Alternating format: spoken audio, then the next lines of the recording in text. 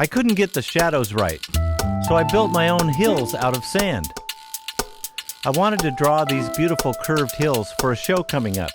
I had taken some photos of Menashtash Ridge, but none of them were quite right. Wrong time of day. Trees weren't casting those perfect sweeping shadows over the hilltops. And when I went out to paint, of course, it was completely foggy, no shadows at all. While digging through my art books, I came across one on Maxfield Parrish. He used to set rocks beside a mirror to understand the mountain reflections in his paintings. That kind of inventive problem solving has always inspired me. I didn't need the reflections, but I did need the shadow shapes cast by trees on curved hillsides. So I made my own miniature hills out of white sand. I sculpted little slopes, lit them strongly from the side, and added tiny tree shapes cut from thick paper. And it worked. Every hill has its own personality, almost like a human face. The curves, the volumes, the way light breaks across the form, it all creates this infinite play between the light side and the dark side. It sounds so simple, but it's the subtle transition between light and shadow where the real magic happens. By mapping these shadow shapes, we start to understand the forms that create them.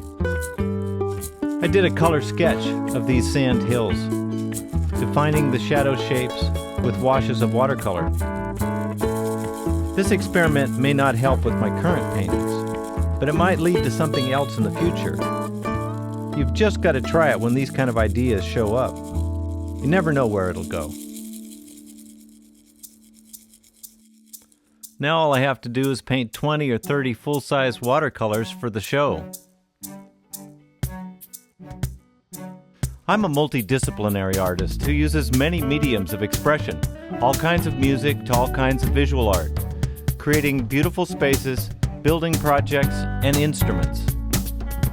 For this show at the Clymer Museum in Ellensburg, Washington, I've come back to basics, using traditional watercolor techniques to paint landscapes inspired by my local area in eastern Washington.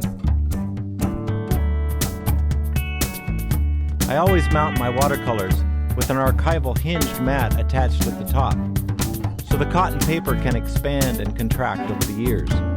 And I make all the wood frames myself, each with protective glass.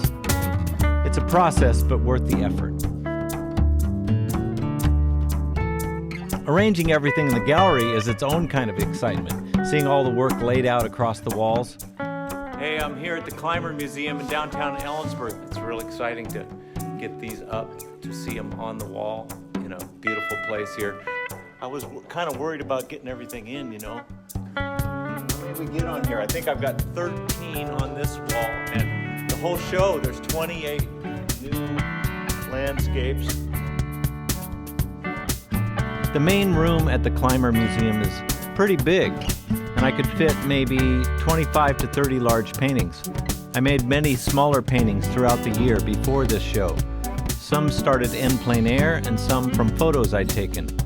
I shared over 200 of these small color sketches to Facebook and Instagram and appreciated the comments. So after narrowing down the 200 paintings to my favorites, I set up my studio so I could efficiently work on 2 or 3 full-size watercolor sheets at a time. After about a month and a half of painting almost every day, I ended up with 28 finished pieces for the show. These paintings captured the feel of the day and the place, the weather and the light, so I'm pretty proud of this body of work. If you love real-life art process videos, landscape painting, or a behind-the-scene look at how artists solve creative problems, please subscribe to my channel and click one of these links to see other videos about the creative process.